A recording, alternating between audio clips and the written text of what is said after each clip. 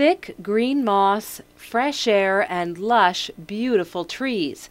A family hike in the woods is a popular pastime on the island. And with giant, gnarly trees like these, it's no wonder so many people in BC make it their mission to protect nature's wonders. But it's inside this mysterious big building and behind these doors that even more work is underway to protect one of our most precious resources. We're always on the lookout for introduced species because a subset of them actually cause some fairly serious problems in forestry and agriculture. This is the insectary at the Pacific Forestry Center in Saanich, and it's in this room that scientists are trying to prevent newly discovered invasive bugs from eating up our forests. We do a lot of research to see what's traveling internationally in the first place, so we know what to look out for. If we can find out what's happening and what might be coming our way, then we can basically keep it from entering our forests. And the circle within it, right there, is actually the cocoon of the sawfly.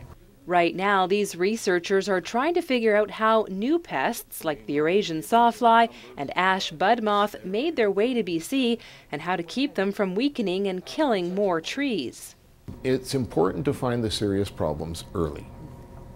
When you find them early, you have a chance of doing something about them.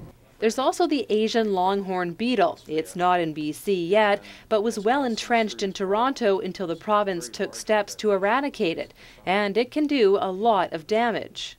They are basically tree killers. They attack live, healthy trees and kill them outright. So they're pretty scary for our forests because a lot of them attack more than one type of tree. When you think of non-native bugs that attack trees in BC, the gypsy moth probably comes to mind. It made its way to BC by hitchhiking on anything and everything, used cars and old canoes and ladders brought in from back east. And researchers say while it's important to note who these little pests are, it's equally important to note how they got here. At some point, and it's very difficult to predict when, we will end up with another serious pest. Something that will be damaging to either forestry or agriculture. The forest sector pumps $7.3 billion into BC's economy each year, so the value of this work goes well beyond the lab. If we're not trading in forest products, we are not getting value, and it directly impacts the economy.